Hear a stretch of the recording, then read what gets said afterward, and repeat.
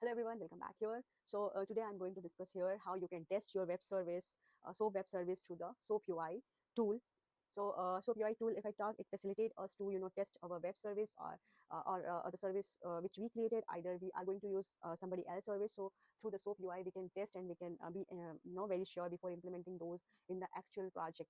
Okay, we'll get some idea that how the request will form, in what form we will get the response. So accordingly we'll able to relate the things, and we'll able to parse the response, we'll able to prepare the request. So let's start. So here we are talking about the SOAP web service. So in this scenario, either we are consuming or we are creating the service, we will be needing the WSDL file. If we are consuming, then we will need to ask the one, whoever service we are going to use, we need to ask the WSDL for using their service. And if we wanted to make other to use our service which you created, then you have to share the WSDL file. WSDL file is nothing but this, that store all your functionality, all the services you are going to serve the third party. So let's move to the SoapUI. So SoapUI, in the SoapUI, I will be covering that SOAP, how you can test the SOAP web service. Okay, so to do so, you will be needing the WSDL file. So we'll get the WSDL file from the Salesforce. Okay, so that is already provided by the Salesforce. So we are consuming here the service of the Salesforce, that is Enterprise WSDL. So we will download that by clicking on here. Once you will click on this and generate Enterprise WSDL, that will that will drag you here, and this page get open. Just do the Control S and save the WSDL with whatever name you wanted to give it, but don't make changes here in the extension. That would be the XML file. Okay, once this get generated, go to your SoapUI, and here you click on this SOAP and create your one project. Give the whatever name you wanted to give, and here reach out to that place where your WSDL is stored. Mine one is in the download, so I will move to the download, and I will pick this one, the Enterprise SFTC XML, which I have just downloaded from the Salesforce. Or if you see here, after that, your service get imported here, and all the functions that is supported by the service get listed out.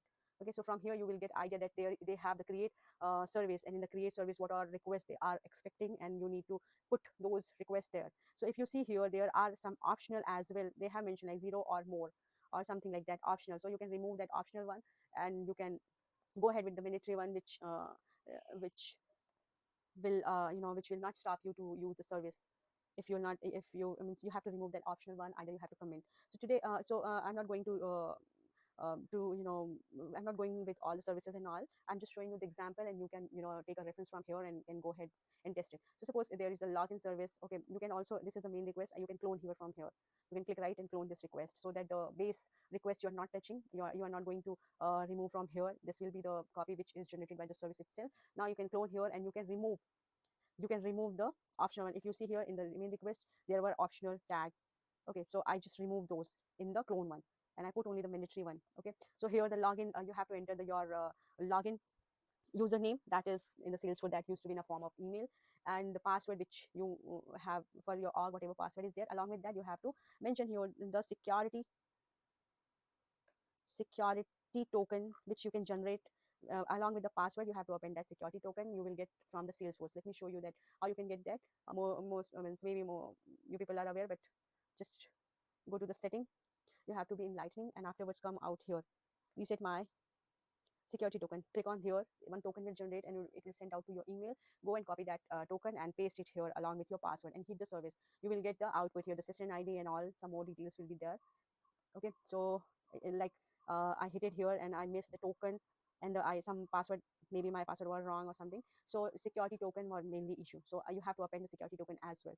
If you see here, whatever endpoint will be, in my case, my endpoint, I was in my sandbox, my Salesforce org, so it was the endpoint also got generated in the for the that org. So similarly, that it's in your WSDL what endpoint it will be having, so you can check that in your WSDL.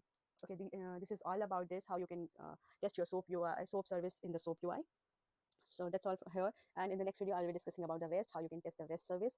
So yeah, thanks. If you find it helpful, then give a thumbs up. Thank you so much for being here. Thanks.